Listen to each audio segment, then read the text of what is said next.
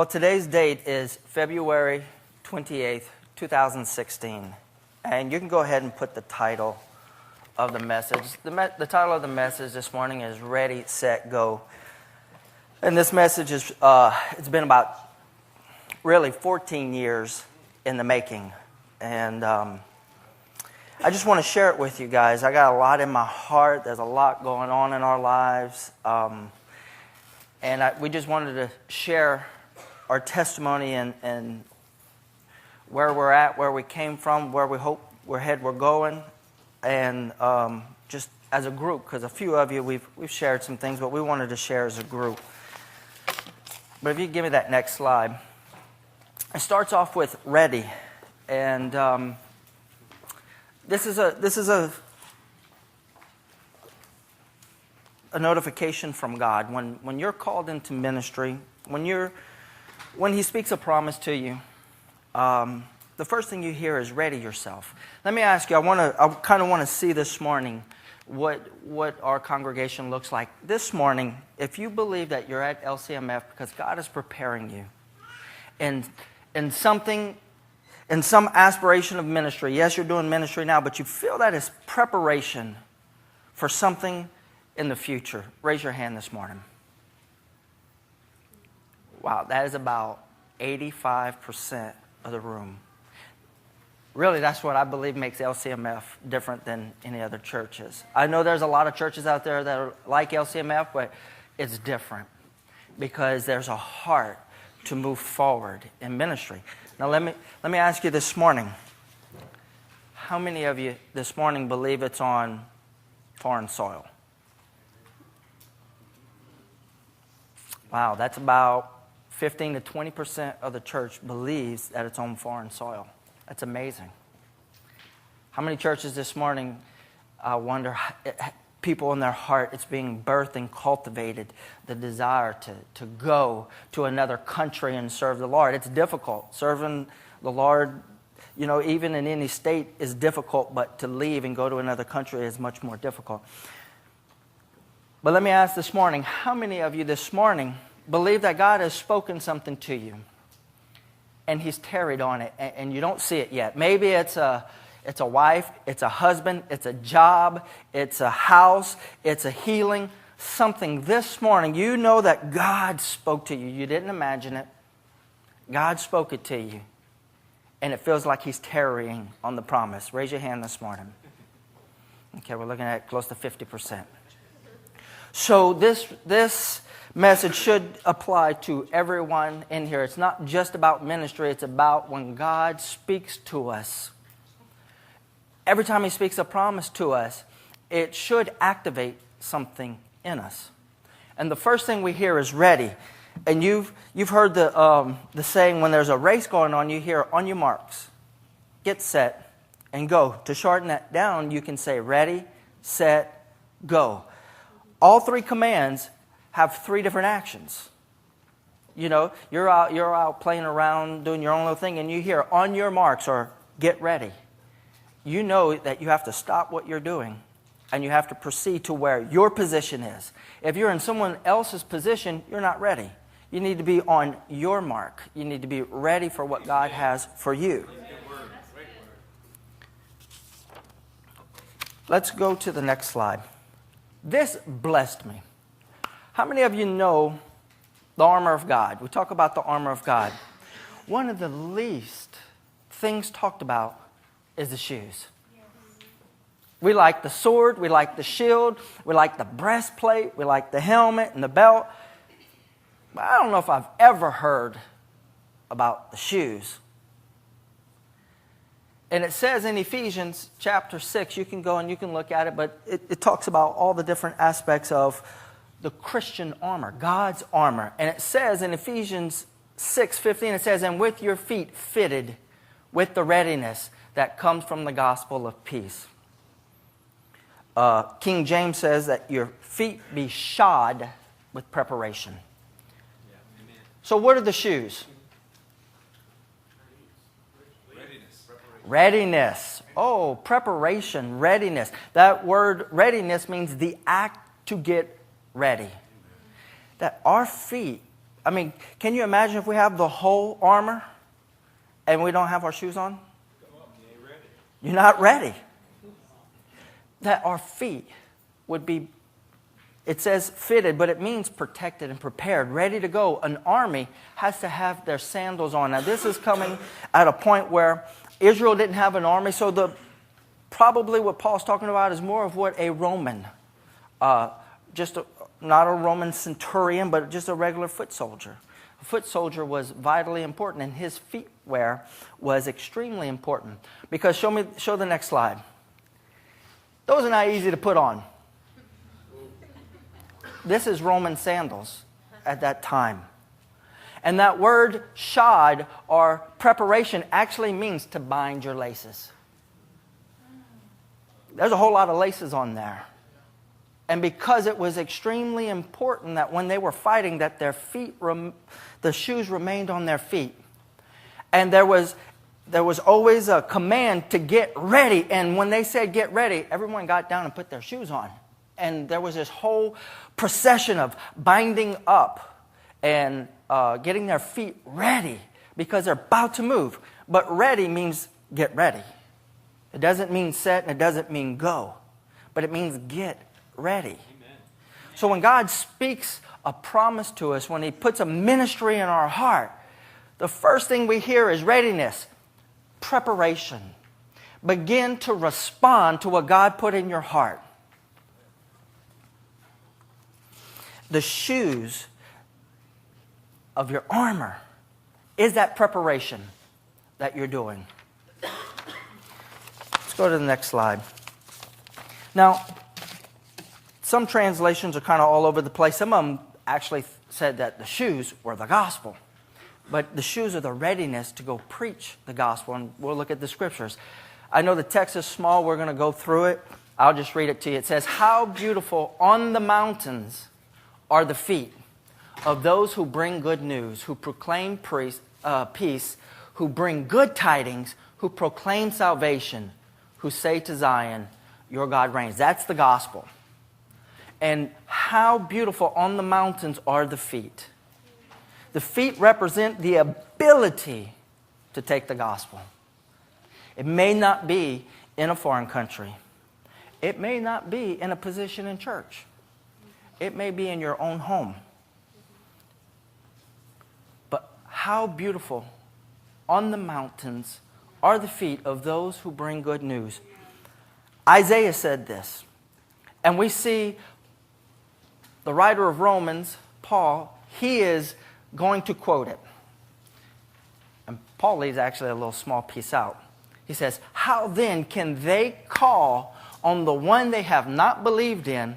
And how can they believe in the one in whom they have not heard? And how can they hear without someone preaching to them? And how can anyone preach unless they are sent? As it is written, how beautiful are the feet of those who bring good news." He's quoting Isaiah there. This morning, we're going to look at going. Because how can they hear unless we go? But how can we go unless we're sent? And so there's a correct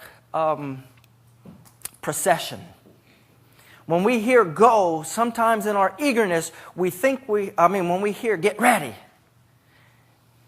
You know, young man like me, and there's a lot of young men here. There's a lot of young women. There's a lot of just eagerness. Sometimes when we hear get ready, we thought God said go. Because surely if He told me that the Lord was going to bless me with a wife or a husband, it's going to happen like in a couple days, right? Because He's just getting you ready. It's going to happen in a couple days. We had some missionaries, the Lions. They came a couple years ago and they shared with us, and the question was asked, if you had one thing to share with this body about getting ready, what are they? David said, well, I have a couple points. He says, one of them is you need to be out of debt. If you want to go on the mission field, he said, you need to be out of that debt. And that spoke to me that you have to be ready in your finances. You can't have things holding you back. So if you feel like you are called to ministry, if you feel like you are called to missions, if you feel like you're called to be married, or you feel like you're called to whatever God has told you to get ready, you need to make sure that some things from your past get dealt with, that they don't prevent you from going forward. And you can say, well, if God said it, then He's just going to fix it. We're going to deal with that this morning. Amen. So right now, what promises has God spoken to you?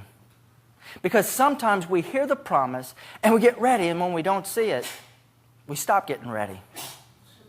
We get distracted by some things, and we just forget. Sometimes the actual vision or the thing that God's spoken to you will actually die. You will think, maybe I missed it. I mean, we're human. Come on. We've missed it before. And sometimes when you just knew it was God, but it doesn't happen. I mean, every time I hear this, I think of Lazarus. You know? I'm sure Lazarus' sisters were waiting and waiting. Jesus is going to get here. We sent word. He's coming. He's coming. But now their brother's in the grave for 3 days. I thought Jesus was coming. He said He was going to come. That promise had died. But I thank the Lord that He is the God of the resurrection. Amen? Amen? We have to be ready, and there is a season for readiness.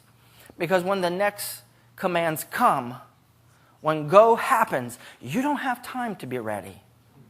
Think about the foolish virgins. There were 10 of them. And they were going out to meet the bridegroom. But what happens? It says, but he tarried. Our God is a patient God. He is long-suffering, and He is a tarrying God. To tarry means is on His time. And we wait on His time because He's not slack. He's just on His time. We're on Central Time. He's on God's time. When the call, go, came to the virgins, 5 of them realized they were not ready. They had prepared if He would have come during the day. But the Lord came at night, and it required preparation. It required them doing something. And so, guess what? The call comes, and they said, well, we want some of your oil. And they said, no, we can't share our oil. But you can go where we got it. And so 5 of them said, let's go get prepared. And so they go into the market, they get oil, and they come back. But it's too late. You need to prepare when you hear, get ready. And we need to make it our whole life's purpose when we hear, get ready.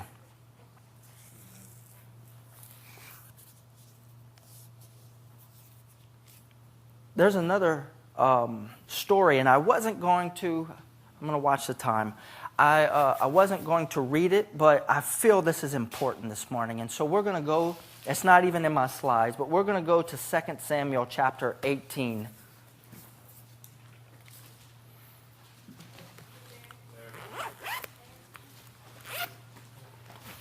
Now, some of you may pronounce his name different, but I pronounce it Ahimaaz because it's the easiest. But Ahimaaz is the son of Zadok. Zadok is the high priest, and so therefore he is in the lineage of ministers, right? You know how anyone who has any aspirations for ministry or is in ministry, you look at your children as continuing in that ministry. It's a heritage, right? And so Ahimaaz, his father's the high priest, Zadok. He's a son of Zadok. They're actually a specific family of priests, and at one point they were the only ones allowed to minister to the Lord. And so he comes from the most refined genetics, the most refined culture. Surely he's called to ministry, right? Well, Ahimaaz is he's eager, like a lot of us. I think he'd have done real well at LCMF. in 2 Samuel, let's start in verse 19 of chapter 18. I'll give you a quick backdrop. Ahimaaz is the son of Zadok. But Absalom, which is David's son, was looking to take David's life. He was already influencing Israel to separate the kingdom right there. And they were pursuing, there was a war going on. It wasn't really a war, but they were trying, there was an uprising. David is king, and one of his sons is, it's like a coup. He's got an army on his side, he's got Israel on his side, and he's trying to turn them against his father, and he's desiring to kill his father. So Absalom, the son of David, there's 3 armies sent out, and Ahimaaz is in one of them. And they catch Absalom, and they kill him. But the command was not to kill him. David said, how did he say it? He said, deal lightly with my son, because he's still David's son. It's not his firstborn, but he's still his son, and he's saying, look, I understand. David is showing compassion. He cares for Absalom. He says, just deal fairly with him. And so they killed Absalom. And now somebody's got to bring word. Oh, it's time to bring a message. And Ahimaaz says, I want to do it. I want to be the one to go tell David that we just killed his enemy. I want to be the one to declare this news. And listen what it says. Now Ahimaaz, son of Zadok, said, let me run and take the news to the king that the Lord has delivered him from the hand of his enemies. See, he's thinking enemy. Doesn't realize he's about to go tell David his son is dead. Go to the next slide. Or 20. Listen what it says. You are not the one to take the news today. I love that part. You're not the one to take the news today. Your day's coming, but not today. You're not ready. I mean, in ministry, how many of us think we're ready today? Don't raise your hand. We think we're ready, right? Yes. But he's being told, not today. Your day's coming. He didn't say never. He says just not today. Joab told him, he says, you may take the news another time, but not today, because this news, you don't want to be the one. This takes maturity. And you're not mature enough to take this news. You may take the news another time, but you must not do so today, because the king's son is not good news. Go to the next slide. Then Joab said to the Cushite, go tell the king what you have seen. The Cushite bowed down before Joab and ran off. So here goes the Cushite. He's a much more mature man. He's a tried man. He's trusted, and they're sending the Cushite.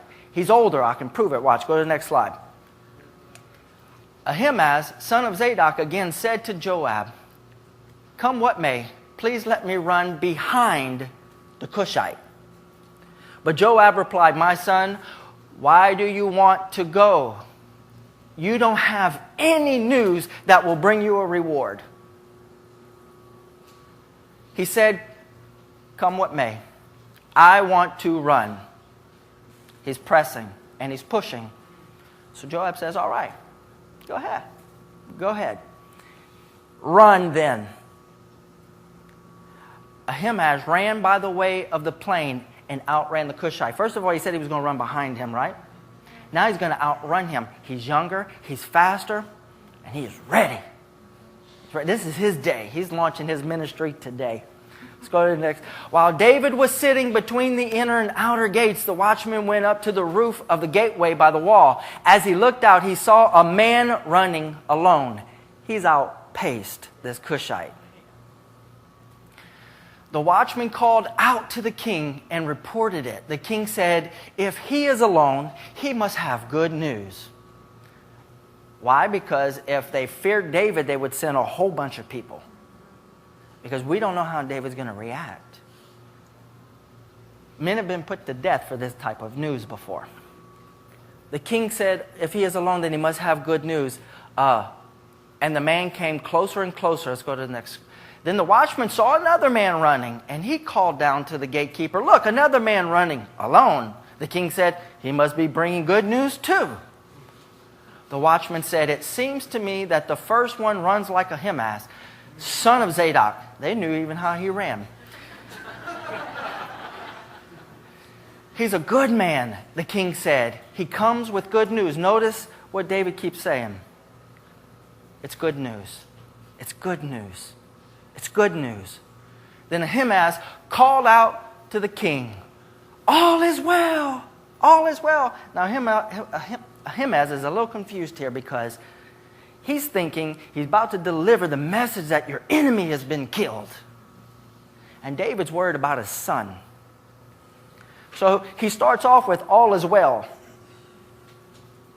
He bowed down before the king with his face to the ground and said, praise be to the Lord your God. He has delivered up the men who lifted their hands against my Lord the king. The king asked, is the young man Absalom safe? At this moment, Ahimaaz realizes, I'm about to tell the king, not his enemy's dead, but his son is dead.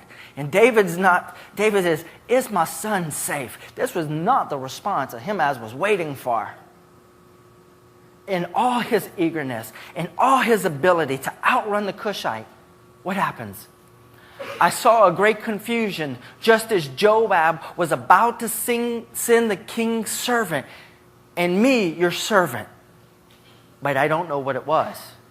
He's saying, something happened, but I don't know what it was. He choked up. He couldn't deliver the news. Not because he physically wasn't able, not because he wasn't eager to deliver the news. He wasn't ready. He wasn't ready to be able to deliver the news. Let's see what the Cushite does. Let's go to the next slide. The king said, stand aside. See, he put him aside. He realized, you've got nothing to tell me.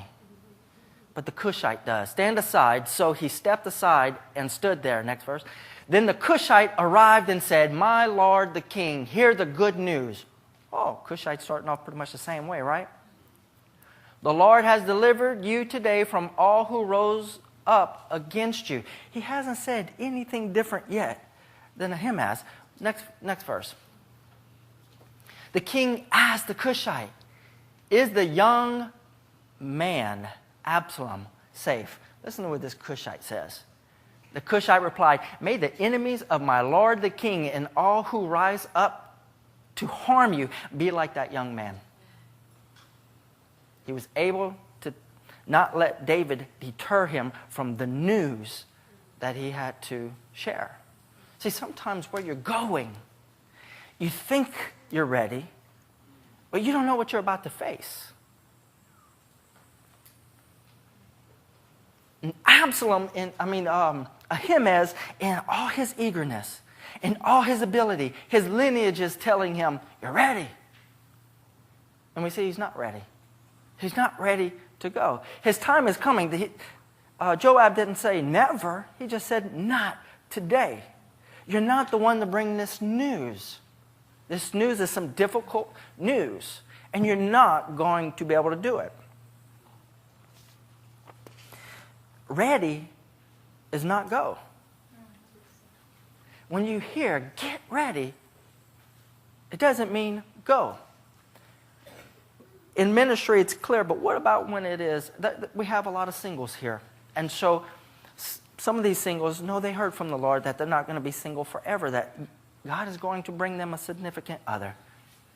But sometimes, look, I've been away from my wife for a week, so I've been reminded I hate being single. That's why I got married. Hmm? And when it's something like that, every day seems to be a year. And every year seems to be a decade. And you say, I'm losing time, God. I'm losing time. But are you getting ready? Women, if you know you're getting married, do you have money for a dress? Do you have your dress picked out? If you're going to get married, there's a wedding. It costs money to have a wedding. Right? Are you ready? Men, you ready? Are you ready? It takes financial responsibility. What's your credit scores look like? What's your debt look like?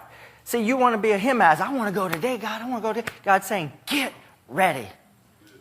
Let me get ready.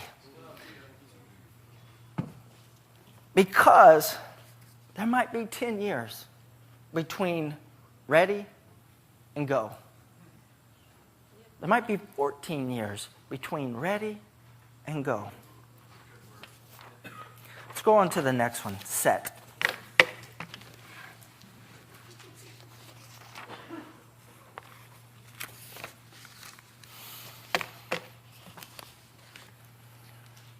The second in the command is set.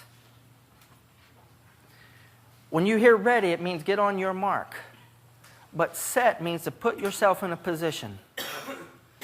It actually means to put yourself in a position that you are waiting for go. That everything that from ready to go is being taken care of, and you're saying, I am now waiting. See, ready doesn't mean you're waiting. It means you're getting ready. Set means I am getting into a position to where my next command is go. And I don't want a second to slow me down when I hear go. Right? So Deuteronomy chapter 14, verse 2. You can go to the next slide. So set. Sometimes we have to set ourselves apart for that which will prevent us from going when we hear go. You have been set apart. Deuteronomy 14:2. You have been set apart as holy to the Lord your God. And He has chosen you from all the nations of the earth to be His own special treasure. Okay, you've been getting ready. You've been getting ready. You've been getting ready. Now you set yourself apart. You begin to make sure there is nothing tied to you for when you hear go. Because you don't know what God is going to tell you to leave behind. Matthew 19:25, and everyone who has left houses, or brothers, or sisters, or fathers, or mothers, or wife, or children, your firstborn, or fields, for my sake will receive 100 times as much.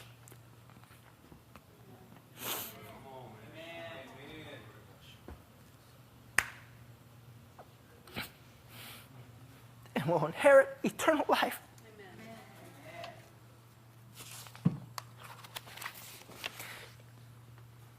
See, you don't know what's going to keep you from going. You can go to go. You don't know what He's going to call you to do. You have to set yourself apart. You want to be married? Look, married people know you're going to lose yourself. You're going to lose your own identity. You become a group. You become a new person. And your selfish ways has to go. You don't know what you're going to lose. Look, what you gain is great, but you have to lose first. Okay? You don't know what you're gaining until you lose first. And you need to know that you're going to be willing to lose whatever it takes to answer what God has called for you.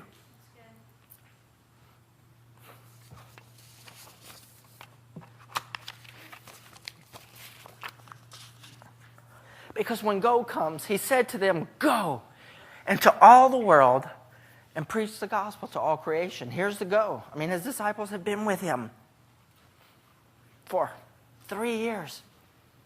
And here's the command, go. Jesus has to be confident in His command, go. He's fully confident in the men that He's raised. Because here's the command, go. Matthew 28:19, therefore go and make disciples of all nations, baptizing them in the name of the Father and of the Son and of the Holy Spirit, and teaching them to obey everything I have commanded you. And surely I am with you always to the very end of the age. You see, go to Acts chapter 13. This is not on my excuse me, this is not on my slides, but this is good. It's on my phone. I actually got this during service. We're going to look at the commands right here because, okay, so I'm going to give you guys our testimony, and not too often that the preacher has to use one of these.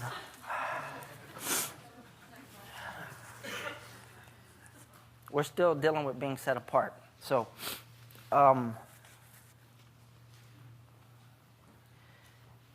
going to see all three phases happen in a command. We know Paul was separated for a while. He was at Antioch, and he had been there many years. And when it was time to go, we see this process, and this process is how it works. Bring up Acts chapter 13, verse 1, and we'll roll with it there. In the church at Antioch, there were prophets and teachers. It was very, very good Spirit-filled church in Antioch. Very healthy place. Barnabas, Simon called Niger, Lucius of Cyrene, Manaen, who had been brought up with Herod the Tetrarch, and Saul. Next verse. While they were worshiping the Lord and fasting, the Holy Spirit said, first of all, it's the Holy Spirit. This is God saying, set apart for me Barnabas and Saul for the work to which I have called them. Here's the Holy Spirit preparing them, and here's set them apart. There's going to be some setting apart going on here. Next verse. So after they had fasted and prayed, they placed, notice they, those are probably the prophets and the teachers. These are the elders in this church. So after they had fasted and prayed, they placed their hands on them and sent them off. So who sent them off? Was it the Spirit or was it the leaders? It was both, right? It was both. And so we know in the Scriptures it says, let everything be established by 2 or 3 witnesses. I always wondered, why or 3? If 2 is sufficient, why or 3? Because 3 is harmony.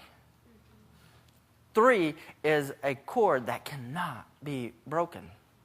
Sometimes you need 3 when the call is going to be trying. So Barnabas and Saul, which we will call Paul, know that they're being prepared for missions or ministry. Now they're about to go on a missions trip, right? They're about to go do a long-term missions trip. Took him, wasn't a couple weeks, it was a pretty good stint for him to make those trips. Some of them lasted a couple years. So they went on their way, and by the Holy Spirit, but by the authority that was in the church. And so 3 is always better than 2. And so there needs to be 3 witnesses. You need to know you're sent.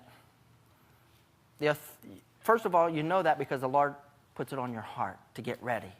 But when it's go time, you need to know it's time to go. Your elders and your pastors need to know it's time to go. And the Holy Spirit says, go. That is how you go. And guess what? I love our pastors here. We have the most amazing pastors and elders. Do you not trust them?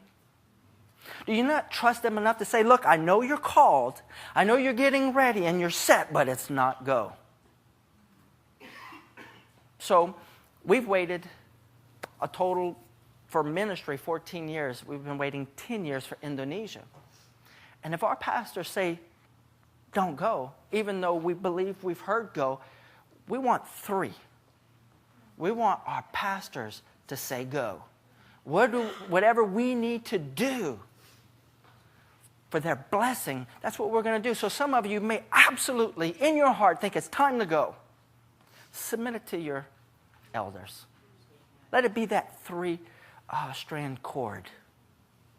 Because where we're going, This is what was told to us. Indonesia chews up and spits out missionaries. In fact, our team, the team that we went and got to be a part of, 2 years was the longest, other than Ron Parrish, who has been there 25 years. On that team, the longest surviving team is 2 years. They don't make it very long because it's difficult. And I'm going to get into the testimony in a little bit and share with you why, because sometimes you just don't know what you're getting called to. But even in marriage, you might think you're ready. And you might think, hey, God brought this person into my life. Bring it to your pastoral care. Trust them. I trust them with our calling. Amen. I trust them with my firstborn son. Amen. So sometimes you just have to occupy. There's in Luke, Jesus, the parable is being told, and it says the master's going away. Occupy until I come is a King James. I think it says, make this money work while I'm gone. Both of them are applicable. I like both of them. But there should be some working going on while we feel there's this gap between point A and point B. We're to occupy. And occupy actually means to stay occupied in what the last thing he told you to do. So you occupy yourself doing what he told you to do. Because sometimes we can think that we've done all that and now we're moving on. But make sure that you have done all that you need to do, that you're ready. Our Lord tarries because he won't come a day before we're ready. And look, if he does, if the promises of God come and you're not ready, you're going to wind up like the foolish virgins. It'll be exposed that they weren't ready. I would hate that to happen in ministry, a significant other, some kind of job, calling, house, finances, whatever you're waiting for, just get ready.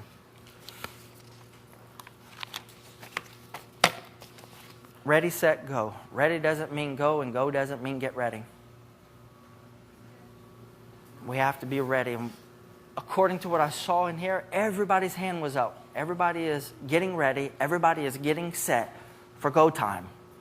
Because when it's go time, it's go time. Indonesia. I'm going to share our testimony because a lot of people came up and said, wow, we never heard Indonesia. We heard maybe China. But where did Indonesia come from? Well, that's the death of a vision, and begin to look at your children's vision. Starts actually 14 years ago. I had got into computers, and usually when I do something, I like to do it to the extreme. And so I had gotten some certifications, and I told Trace, I said, I'm going to go into security. I'm going to go into advanced security because I can see 10 years down the road, this is going to be the most important thing, and I'm going to get this certification. It's going to take me about 3 to 4 years. It's going to cost, $10,000, $15,000, but if I can get this certification, I'm going to be the top of the field. And to save some money, I got self-study courses. I invested all the money, and I'm setting it aside, and I'm planning out my schedule, and I'm telling Trace, I think it's going to take about 18 months. I think I can do it in 18 months. If I do this from this time, I went through the whole thing. I had all these books, this course. And my heart broke because I heard the Lord say, what about my word? When are you going to have time to read my word? I was like, well, I can read it like a daily schedule. And the Lord says, no, I want you to read my word like you're going to preach it one day. Like you're going to be a minister to take it to people. And I'm like, Lord, that's like, I'll always share your word. But I heard 14 years ago there would be a day when I would go into full-time ministry.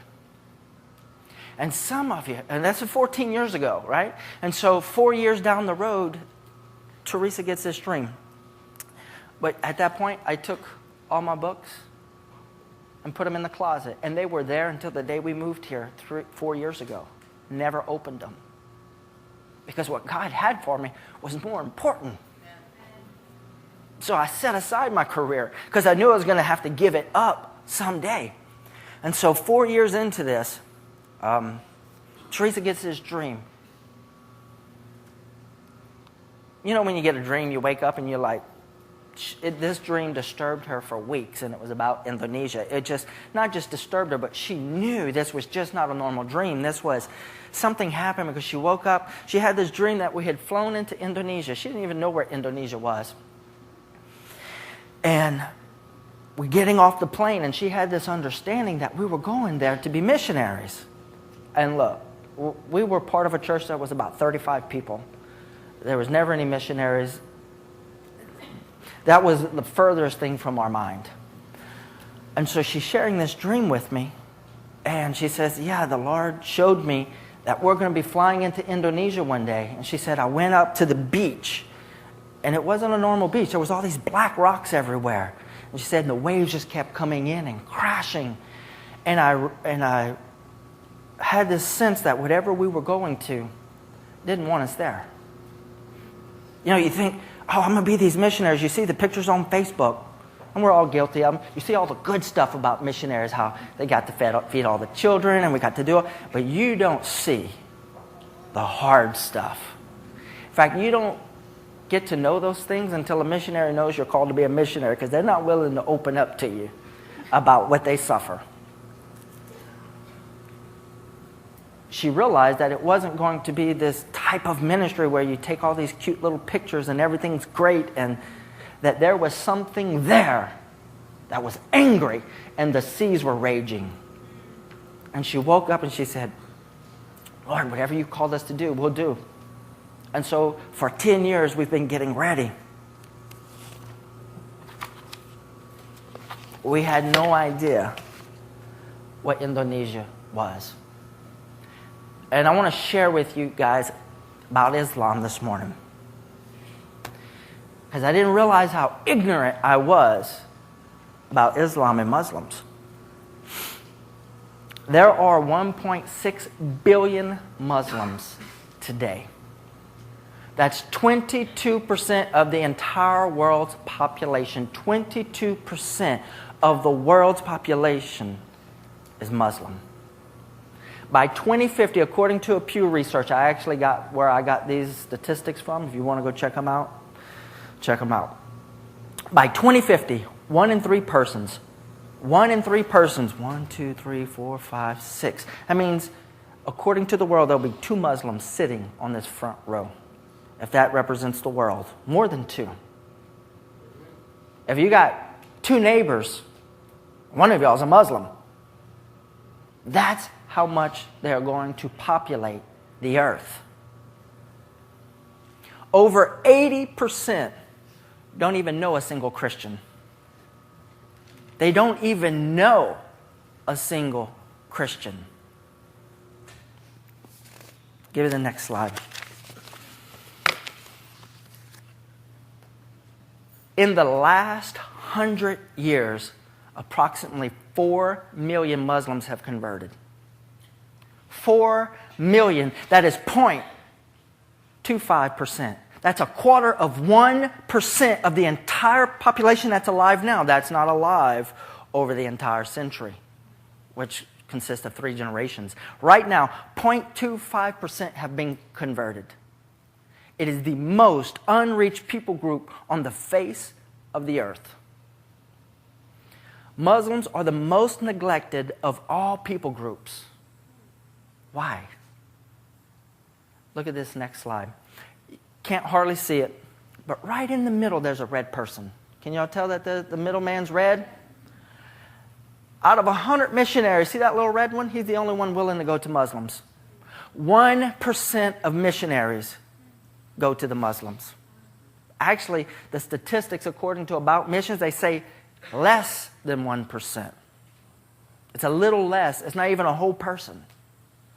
If we send out 100 missionaries as the United States or anywhere over the world, out of 100, only 1 is going to go. And we know by statistics that after 5 years, 95% of all missionaries come off the mission field. I mean, how many do we actually have ministering to Muslims? Well, guess what? I have that statistic. I'm going to read something to you. You can go back to that that picture. I want y'all that to sink in. These are missionaries. And that one in the middle is going to Islam. He's going to minister to the Muslim, who will make up 30% of the world's population. I have a quote here. It says, Islam is one of the fastest growing religions on earth with 1.6 billion followers. Yet ministry among Muslims is by far the most neglected mission field. Some reports claim that as little as 1% of the world missionary force is working among them. The Christian church has never seriously attempted to reach the hundreds of millions who are Muslims. The great missionary Samuel Zwammer stated, one might suppose that the church thought the Great Commission did not apply to Muslims. This is easily demonstrated by looking at some statistics concerning missions. Only 1% of the church's entire missionary force is ministering to Muslims. This means that there is about one Christian missionary for every 1 million Muslims. The church has more missionaries working in Alaska. And Alaska only has 400,000 residents. There are more missionaries right now at work in Alaska than among Muslims. We have a saying here. They're not God-forsaken, they're church-forsaken. I'm going to be honest with you. I understand. Let's go to that next slide. And this is why. Rada. Irtidad. It's a term given for one who leaves consciously or consciously abandons their Islamic faith. Rida. Ibrahim will share with me, doesn't it mean something like death? It means to die. They've died. So their commandments. Bukhari 52:260. This is a Muslim commentary on the Quran. And it is law to them. This is where they develop Sharia law from. The Prophet said if somebody, when he was talking about a Muslim, discards his religion, kill him. I mean, that's a simple command. If he discards, if he leaves Islam, kill him. Bukhari 84:64-65. During the last days, there will appear some young, foolish people. Hopefully, me and some more of you out there. This is what the false prophet Muhammad said. Who will say the best words, but their faith will not go beyond their throats and will go out from their religion, Islam, as an arrow goes out of the game. So wherever you find them, kill them. For whoever kills them shall have a reward on the day of resurrection. The more I study Islam, the more I'm disgusted that they would use a term as the day of resurrection. The first one is saying, if someone leaves Islam, kill them. If someone persuades someone to leave Islam, kill them. In Sharia law, if a Muslim population dominates a country, they either have a civil law or their civil law is Sharia law, which is run by the mosques and the clerics. And so when someone sins or caught in sins or leaves their religion, they are brought before the clerics. And the clerics can pronounce their killing, and that's why they're beheading them left and right. So you're hearing they're beheading Christians. Because of Bukhari 84:64-65, they are sharing their testimonies. And when they catch them, they're killing them. And they're going and they're trying them. And they're losing their life. But if you convert, if someone converts, and believe it or not, you know where a Muslim actually considers conversion? Baptism. See, it's not against them to actually believe in Isa, which is Jesus in their scriptures. You can even follow his teachings. But to be baptized is to leave Islam. And at baptism, they consider conversion Because a lot of Muslims will go as far as to say we're Muslims that follow Jesus, but they won't be baptized. Because at baptism is where they're put to death. Let's go to the next slide. So how are we to view Islam? Islam is a great oppression over the people. Though we disdain Islam, we love Muslims. The more I begin to hate, I'm going to use that word, hate Islam, the more I begin to weep and cry over Muslims. Because Allah is Satan. Muhammad is his false prophet. And they have set up a false religion that the people have to die to leave. Not persecute, kill them. And the families feel it's their responsibility that if one of their Muslim family members leave, the only way to keep shame from coming on the family, a family member has to kill them. It's called an honor killing. It means to regain honor back for your family because they shamed your family for leaving. So before, even if there is Sharia, they usually don't make it to the courts because a family member steps up and kills them. Luke 4:18 says, the Spirit of the Lord is on me because He has anointed me to proclaim good news to the poor. He has sent me to proclaim freedom to the prisoners and recovery of sight for the blind. Muslims are prisoners of Islam. You know why? Because the church has not gone to them. 80% don't even know a Christian, and the 20% that do don't hear the gospel being shared. Because the Christians are too afraid in these countries. We just came back from Indonesia. And in Indonesia, if a Muslim would come and knock on the church door and say, we want to be baptized, you know what the church would say? No. We don't baptize Muslims. And I agree, you don't baptize a Muslim, but if a Muslim is wanting to convert, they won't do it. Because they're afraid that the church is going to get burned down. They're afraid that the pastor's life might be in danger. It's just too much of a... Because you know what the Muslims do sometimes? They send people to knock on the church's door to see if they will or not. But He has come to set the oppressed free. Islam is an oppression. And we, as a Christian body, everybody, not just LCMF, but every Christian up until now has turned a blind eye. But this demonic religion is festering, and it's growing, and it's growing, and it's growing. And it's actually believed within 100 years, Islam could dominate the entire world. You might not be a Muslim, but they will be in charge over you. They will take over every government, and they will rule the entire world. If you don't think it's so, look how much they've grown in the last 200 years. They've taken nation after nation. I wish I would have put it. But if you were to have gone and seen Afghanistan from the 60s to now, they didn't even have head coverings in the 60s. Now it's full burqa. You have to wear a full burqa to go around. In Saudi Arabia, women can't even drive cars. Let's go to the next slide. So I'm going to share a little bit about Indonesia, what we've found, what we've learned, what our vision is, and what we're up against.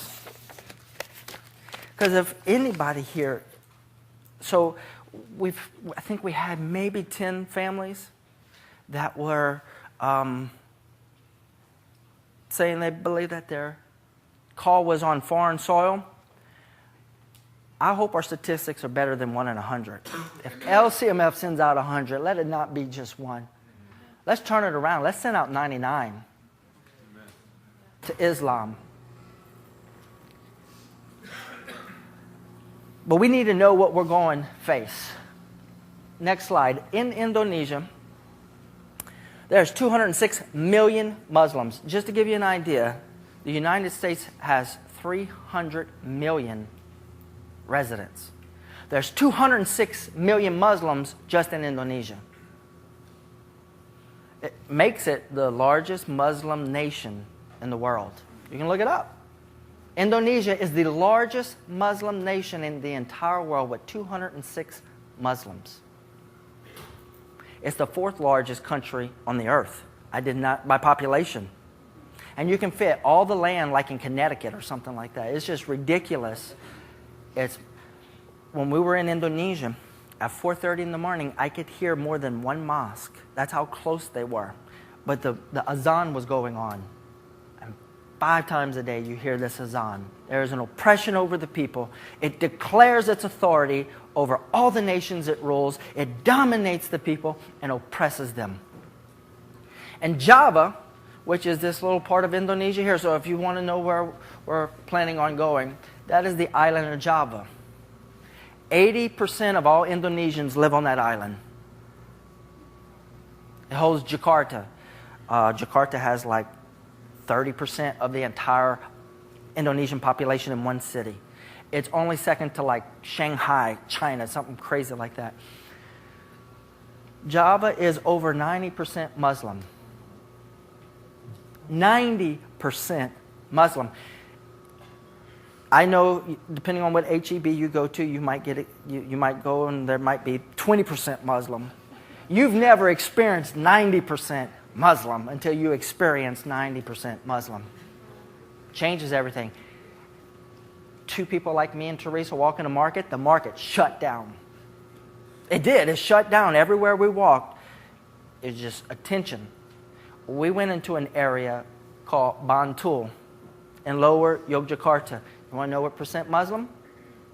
They pride themselves that there is no temple, no Hindu temple, there's no Christian church, and there is no Buddhist temple in Bantul. And I'm going to go through the whole procession, but there is a zero Christian presence there because they've been born under the rule of Islam. And all they know is this oppressive regime, this repressive spiritual principality. It's like the children of Israel. The funny thing is God used Moses, one man, to deliver them. Why didn't he cause all of the Israelites to rise up and fight? Because they were slaves and they had mentality of slaves. And so for him to deliver him, he took Moses out of the among the slaves and did not let Moses live as a slave. Because as long as you have a slave mentality, you don't even go against Pharaoh. You don't even think of going against Pharaoh. And so when you go, you're like, but why don't you guys minister to the Muslims? They're like, that's the craziest thing they've ever heard. It is. So God is raising up men who have not been raised under this tyrant. And it's not ignorance. It's just it's never exercised authority over me, and I refuse to let it have authority over me when I go. Let's go to the next slide. Because God is calling us to Yogyakarta. Yogyakarta is a region. On Java, it's where the red star is. And He's given us a twofold, a two-pronged attack to encourage and also evangelize. And I'm going to share our whole story. So, 10 years ago, if you guys have time. Do you guys have time this morning? So, 10 years ago, Teresa gets this dream. Look, I didn't get the dream. I'll be honest with you. I didn't get the dream. I don't need a dream.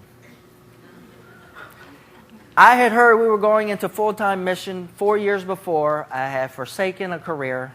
I have not had a certification in 14 years. And I'm in computers. It's unheard of. Because every time I go get a job, they're like, what's your certifications? I'm like, well, I had this, and this 14 years ago. Well, you don't qualify, but we really need someone to fill this position. That's how I got all my jobs.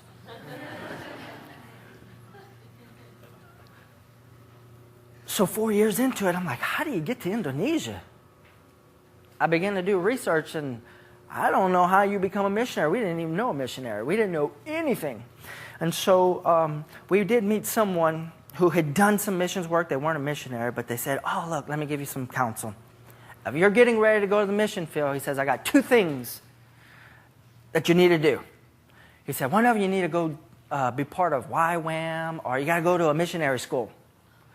And the Lord never permitted us to go to a missionary school where you go and train up to be missionaries. Fire School of Ministry, I'm not knocking it, but it's It's a school that teaches you to be a missionary. It's a great thing. I'm not saying it's not.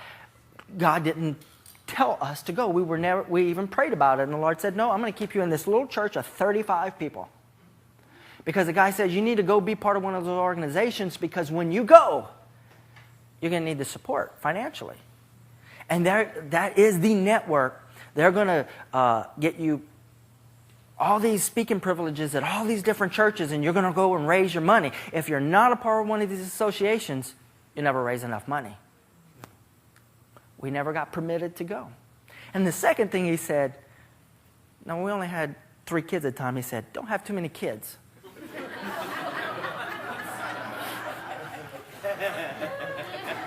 We have 6 kids. We had as many. And a lot of people heard, every time we heard that we were having a child, was devastated. I was, because I heard the Lord was calling us to do something, and I'm seeing it slip away.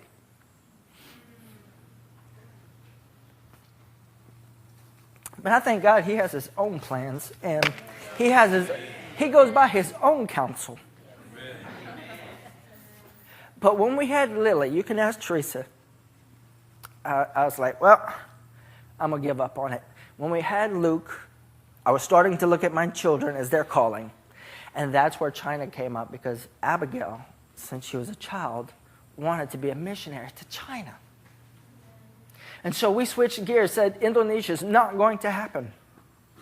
I accept it, Lord. So some of you this morning, you heard that the Lord's bringing you a significant other. He's given you a ministry. And it's tarrying and it's waiting. And you know, they always say, you know, when you're going to be on a team of something and there's a group of people and you see people getting called out, and you never want to be the last one, right? I know what it's like to not get called and the game already started. Seeing all of our friends go into their ministry. Seeing all of them. And I'm accepting, all right, God, it's your kingdom. It's your kingdom. And if you don't send me, I'll just count it that we missed it. Because if you called us to raise a family, then that's what we're going to do. We're going to raise, that'll be our ministry. It has always been our ministry, but I was having to lay down a ministry and said, it'll be just family. And we laid down pretty much everything for the last 18 months. I shared with our pastors, I said, I feel like the Lord is just telling me to lay everything down. Every ministry aspiration I ever had, just lay it down. I'm not backslidden. I'm just going to die. Because I felt like I was dying. Because there was something spoken to me 14 years ago that gave me life. Look, I love my children. But everything in our life began to draw us away from Indonesia.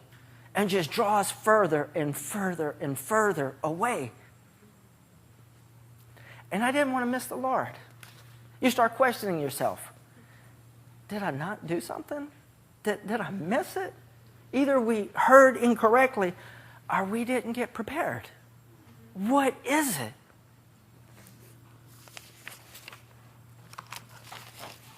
And so, October this year, last week of October, Teresa meets this lady at a pool. This is how Indonesia came into our life and how quick it's come. October 2015, actually in the summer, Teresa meets a lady, and Teresa had a pool ministry. She would go to the pool and they would find someone to minister to, and she finds this lady who has 4 kids. They're having their 5th, and the woman looked overwhelmed. My wife can identify with that. So she went up to minister to this lady, and this lady is just pouring out her heart. And she's saying, you know, she's struggling, and she's overwhelmed, and they moved here, and they missed their pastor, and actually their pastor has now gone back to Indonesia. He's been a missionary for 20 years. He came here for a few years to pastor, and now he's back in Indonesia. And she said, oh yeah, you have a pastor who's a missionary in Indonesia? And she says, yes.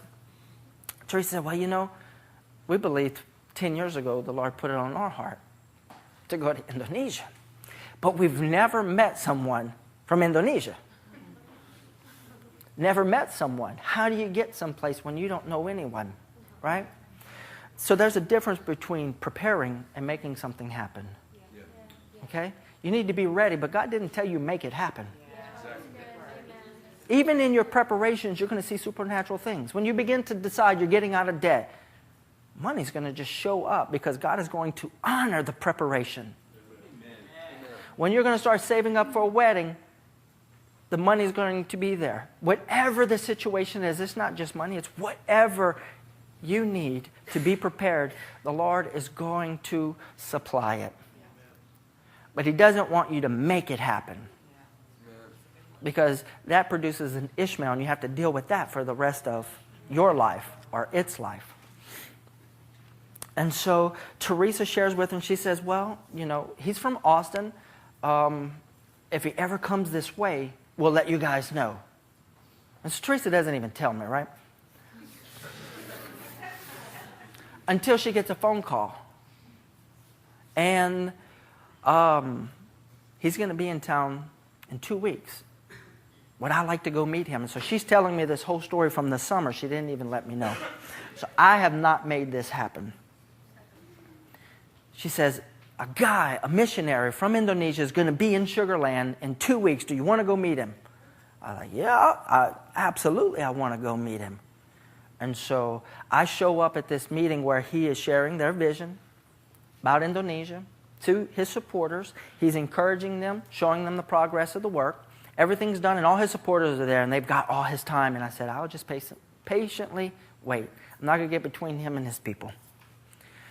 And so pretty much everybody's gone, and he walks up to him and he says, hey, I hear that you and your wife feel called to Indonesia. I said, yes, sir. He said, how did that come about? And I just shared with him as much as I shared with you guys. I said, this is where we're at, right here. I said, we've never met anyone from Indonesia. We were given 2 points of guidance that we haven't been able to even uphold. We didn't go to a fire school of ministry or any ministry school, and we have a bunch of kids. And he tells me, he says, really? He said, you know, I find people who haven't gone to those schools do just as well if they've functioned in ministry to some capacity. And he said, look, brother, if God gave you 6 kids and called you to Indonesia, then you don't have anything to worry about having 6 kids. So he said, I can't promise you much. He said, but I give you 1 week in Indonesia. I give you 1 week. He said, right now, I'm just getting back. I got a lot of stuff going on. He says, but I have this perfect couple I can put you with. They're in their 2nd year. And they've just got out of their language school, and they're just getting their feet on the ground. He said, they can tell you all that you need to know of how to get to Indonesia. And we were excited, so we're going to meet this group. Well, we started sharing with this couple that we were called to go to Muslims, because the first thing they asked is, they're like, are y'all called to the Hindu? Because depending on where you're called, depends on where you go in Indonesia. There's only one island where the Muslims are not the largest population, and it is Bali. Bali is a small populated island, but it's mainly Hindu. Probably about 90% Hindu. It's a stronghold for the Hinduism. It's the only island where they even make up 10%. And so he said, well, depending on where you're wanting to go, that's where you'll go. You know, I said, well, we're called to Muslims. He's like, oh, you're called, he perked up a little bit. He's like, whoa, you're called to Muslims? I said, wow, this is what I believe. You know, that's what God put on our heart. We have a passion for them. So a couple of days later, I get a phone call from Ron. He says, actually, I want you guys to come stay with me a few days. He wanted to check us out, see what our vision was, what our call was. And so some things started shifting and changing. And so it's set. We're going to go 3 days and playing a set. We actually have every day that we're going to be in Indonesia filled to the brim. So we get there. We meet. We stay with Ron Parrish for a day and a half. We just share our vision. They shared with us all kind of things that were going on. We felt like they were like mother and father figures to us. And they felt like we were their children just in a couple of days. And so we flew in. When you go to Bali, Bali's beautiful. Oh my gosh, Bali is amazing. Jogjakarta is not. Right? You go to Bali and the airport is phenomenal. It is gorgeous. You get down and you go into Yogyakarta and it's like a high school locker room. I'm like, oh my God. It's Teresa, we always talked about squatty potties. Well, Teresa met her first one in Yogyakarta, and she said, that was the worst experience. She said, my pants are wet. It has not been a good experience. Her first experience at Yogyakarta was not good. And we turned around, and there was burqas, head coverings. We knew we were not in Bali. It was a shock. It was dark. There was a darkness.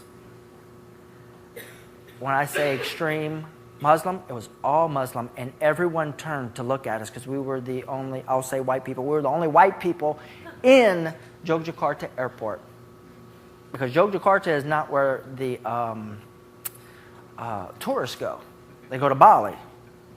And so I feel us walking through this airport and just every eye is looking. And so we meet up, we drive out, and the city's not clean, it's not pretty, and we're like, we're not in Bali anymore. This is Yogyakarta, it's a darkness. There's an oppression. There's a mosque on every corner. And during the azan, you hear it everywhere. So to speed the story up, we just want to go out, we want to see the people. We went and visited a few mosques. And actually it was great because the people were so warm and welcoming to us. They knew we were Christians. So I got to go in the mosques. We actually got to go in the mosque during prayer time and watch the whole thing. It was amazing. I saw little babies like all the little children here, not even able to walk yet, dressed in their worship attire, put on the floor, learning to bow down, sit up, bow down, sit up. And I'm like, this is ingrained to them before they can even speak. And how do you rescue these people from this thing? And I'm thinking, my goodness, no wonder less than 0.25% has ever been converted. No wonder Christians don't come. But we have a burden on our heart to go. And I can't shake this burden. I can't shake this call. It doesn't matter what it costs. The cost is too high not to go. So we're sharing. So I said, do you guys want to have a Bible study? His kids dropped everything they were doing. They all sat around. I began to share with them some of the parables, and I'm sharing with them. Now, this is the first time they're hearing some of these stories, right? And they're getting an idea who's this new God that their dad's been telling them about and who they've been falling in love with. And I shared with them the prodigal son. And they began to cry. They said, because in Islam, the father would have killed him. My heart is breaking for these kids. They're all weeping and crying. And they're like, we don't even know this God. He loves us. And they're trying to understand God in the context of Allah.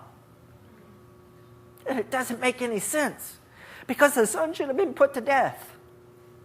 And here he is running out to meet him. And these kids immediately recognize it. And they are weeping. And we're all weeping. And so they took us to the market. We had Bible studies in the morning. We had them in the evening. And it was the same scenario. These children just eating it up. They told us, we've only been to church once in our life. And it's when we went to Jakarta. They felt it was safe to go to a church there that no one would recognize them. Well, Ron Parrish contacted a local pastor up in Yogyakarta in the north area and said, hey, there's a family in Bantul that's Christians. And the pastor says, there's no Christians in Bantul. He says, yes, I have some people who are wanting to come to Indonesia to be missionaries, and they're at a home in Bantul at some Christian's house. Now, this is 7:30 at night. So we get a call from this pastor. He says, I want to come and visit you. And we're like, okay. He's like, tonight. It's an hour and a half away. He drives down and he said, I didn't believe it. There's Christians here in Bantul. So I asked him, well, what's the area like? And we had to have a translator. He doesn't understand English, and I don't speak Indonesian. He said, Bantul prides themselves being 100% Muslim. And all you have to understand that these Muslims community, they take pride in the more Muslim percentage that they can have because they're more pure. He said, they're radical here.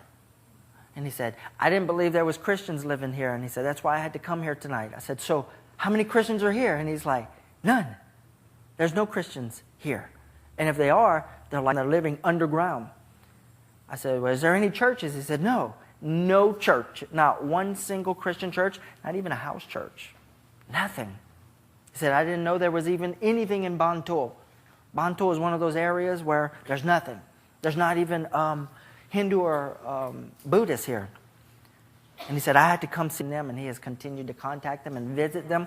And he said, y'all come to church tomorrow night. We're having a youth event, but y'all come to church. And so we go to church. There's only 12 churches in Yogyakarta. So think of Houston only having 12 churches with approximately 40 to 60 people in each church. That's what we're talking about. And so we get there, and there's about 50 people there. And he said, I want you guys to share. The pastor came to me and Teresa, and I said, 5 minutes, 10 minutes? He says, you got 20 minutes. I said, okay. So me and Teresa got up, and we shared on that you are the salt and the light of the earth. I said, I know you guys want to hear who we are, but it doesn't matter who we are. It's about who you are. You are the salt and the light of Indonesia. You need to shine. And we talked about being of courage and not being of fear. That fear is the opposite of faith. And to be bold and have courage. You have no idea what these Christians are faced with. I didn't know. And look, ignorance just makes you judgmental, really. Why they're not willing to serve Jesus? You can't imagine. We have freedom, we have liberty, and we take it for granted. We're willing to give up our rights. We're willing to give up the freedom. We're willing to give up dancing and praising. And they have to die for it. So our vision is to encourage the local churches to boldly proclaim the gospel of Jesus Christ without fear, Acts 4:29, to plant house churches in Yogyakarta and Bantul, and establish persons of peace and plant churches among the unreached and unengaged people groups of Indonesia. That is what we're going to do. And as the vision, you can't have a church in some of those areas, so you have to have home churches. And so the team, we actually sat while we were in Bali with the missionary board, all his missionary team, and all these local pastors. And I'm thinking, my God, look what God has allowed us. We're sitting in our first week in Indonesia at this leadership meeting. And Ron Parrish says, I want to welcome you guys to meet Brent and Teresa. They're planning to come work with us. And so after, some of the missionaries come up and say, how did y'all meet Ron Parrish? We've been waiting some of them said 5 years to come work with them. I was like, I didn't want to tell him I just met him 2 days ago. But he recognized it was a God thing. We recognized it was a God thing. And we want to go work with them. And the Lord's been working for actually 14 years on this. See, that's what we don't understand. When he tells us, get ready, he's working too. Your significant other, he's working on them too. Your ministry, he's putting it together. Will you be ready? Because God is going to be ready when he says go. Amen?